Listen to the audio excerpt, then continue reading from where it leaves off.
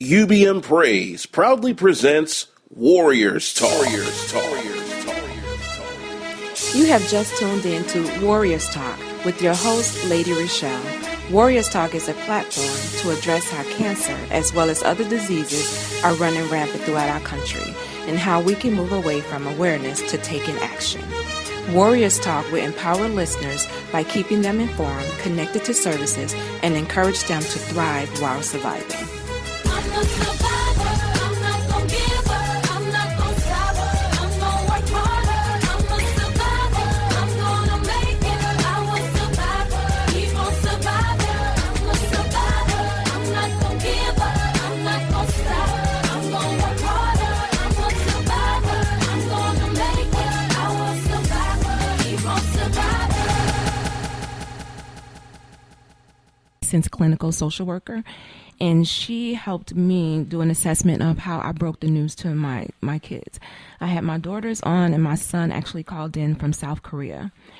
And she actually let us know that the breaking the news should actually come from the parent themselves. It's okay if you have someone to help you break the news, but the news should come from you. It helps build trust, and it helps kind of remove the fear that the kids have. They have a lot of questions when it comes to a disease like cancer. One question would be, are you going to die? They want to know that they caused the disease, and they want to know if it's contagious. So it's important that you take the time out to tell the kids yourself. Also, cancer is an emotional roller coaster, and we know that there's no right and wrong way to break the news to your children. And when you're telling your children, use the word cancer and be direct, be honest, and don't be afraid to show emotions and let them know when something is wrong. Tell them the truth, and it'll help eliminate some fears.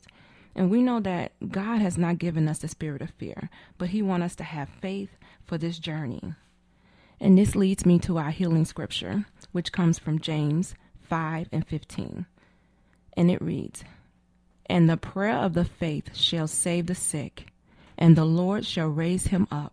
And if he have committed sins, they shall be forgiven him." And this verse is actually not for the sick, it's for the one that's praying for the sick.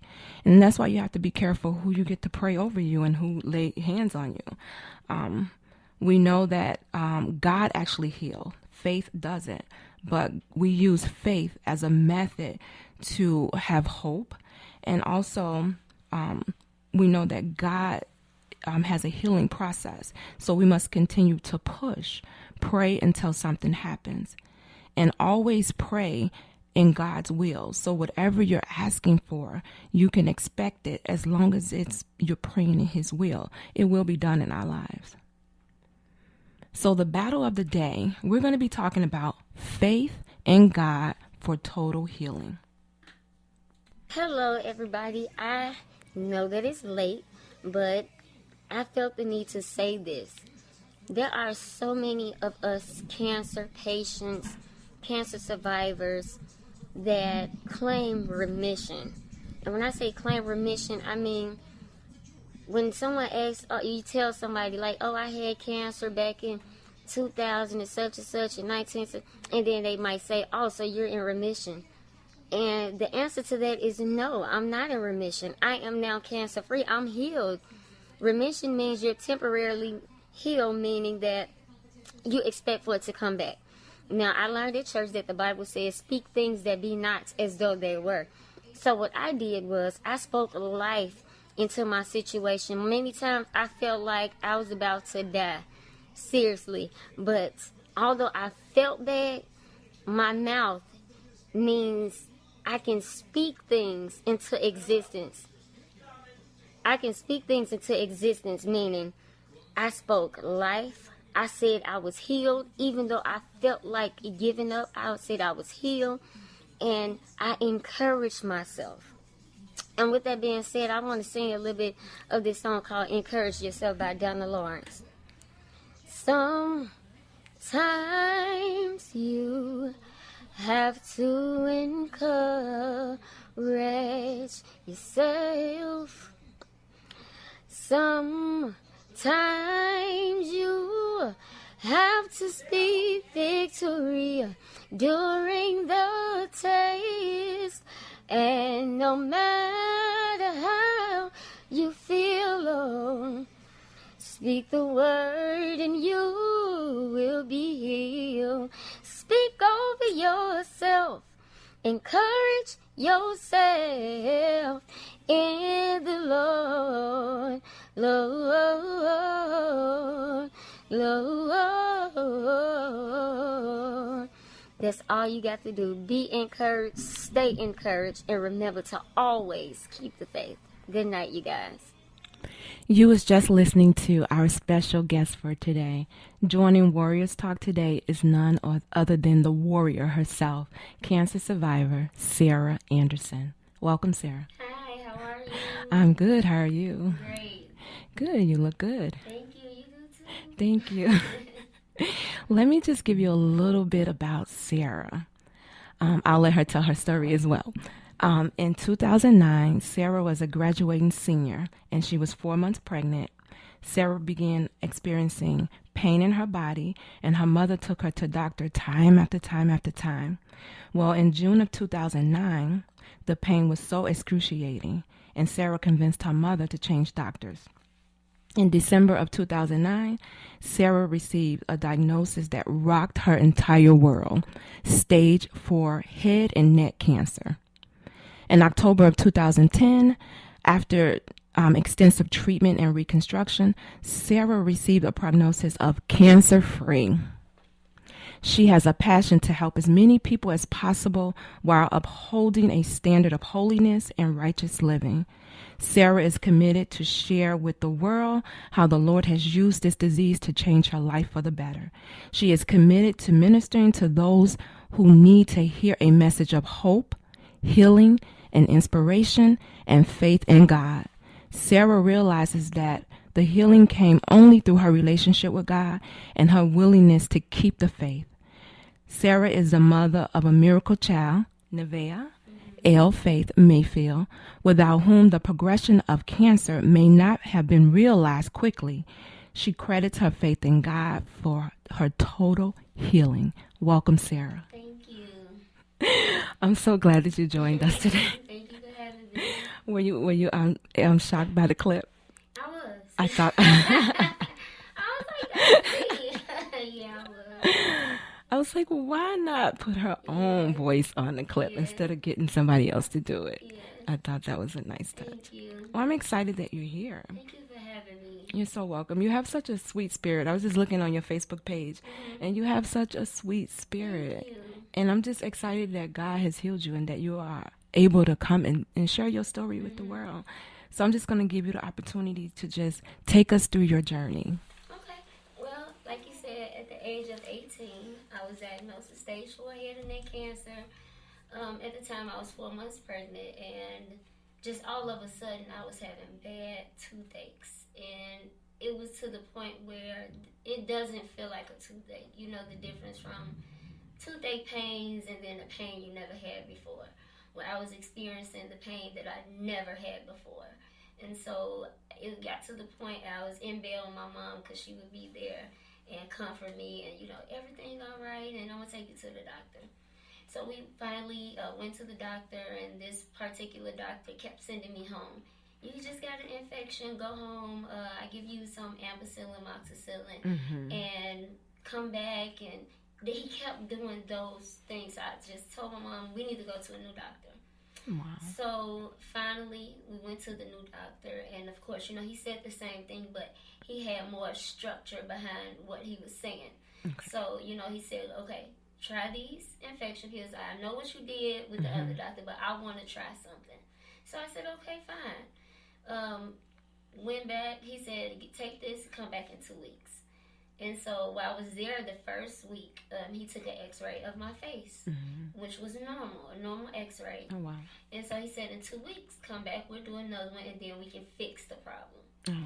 So 2 weeks when I went back, we did another x-ray, and my entire bone from the middle of my chin to my ear was deteriorating. Oh, my goodness. Within 2 weeks. So it scared him. Oh my God, I need to send you to a specialist. He said, I'm going to send you to the school I graduated from, which was UIC College of Dentistry. Okay. So I went there the same day, and I saw the doctor named Dr. Calleth.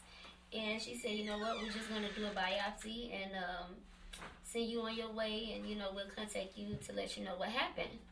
And I said, okay, fine.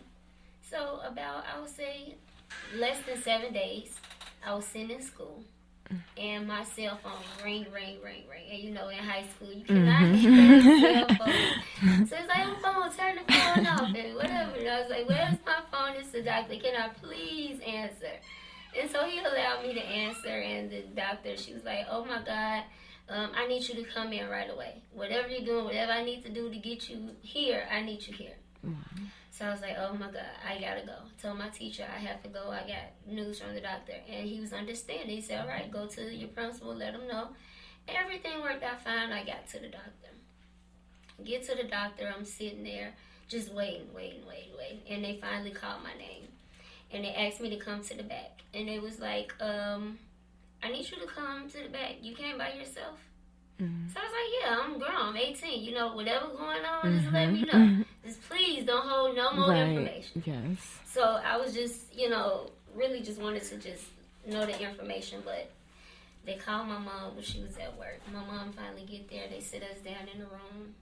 And she was like, I'm sorry to let you know this, but you have stage 4 head and neck cancer. Wow. So I just stood there. I didn't know what head and neck cancer is. I don't know nothing about cancer. So I just stood there. And then I saw my mom break down. And I broke down. That's and when she was you like, knew. my dad just died from the same cancer a couple of weeks ago. Oh, wow. And so when I saw my mom reaction, then of course I reacted. I was like, oh my God, he died. So the only thing is I'm thinking is death. Right. So the enemy, he's trying right to work there. on you. Yeah. Mm-hmm. And so the only thing I was thinking of was death. And I didn't want to tell nobody. And my mom was just convincing me, call your mom, your grandma, call your dad. And I just broke down. I don't want to talk to anybody. I'm freaking out. Like, I don't want to talk to nobody. Just, let me deal with this how I need to deal with this. Right.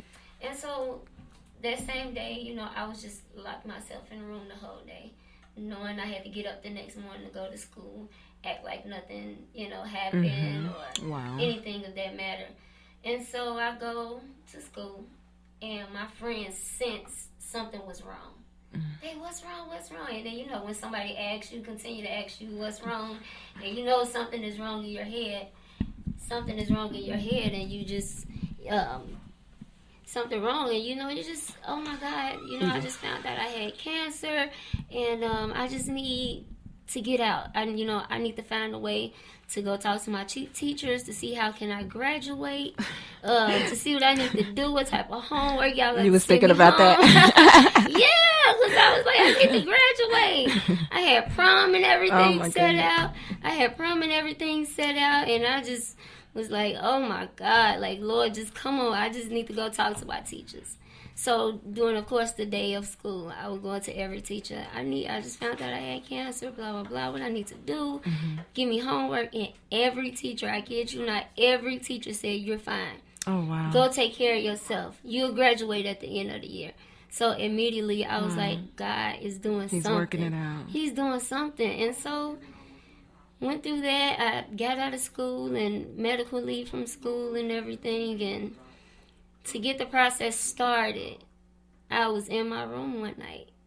And it was like the Spirit of God was saying, get up and get your baby room together. And I was like, I'm only 4 months. Why do I need to get my baby room together? Like, and he was just like, do it. And so I began to get my baby's room together. And as soon as I got done, ran me some bath water. I was hot, sweating, tired. And got out the tub on my way back upstairs to go to bed, and my water broke. Oh, my goodness.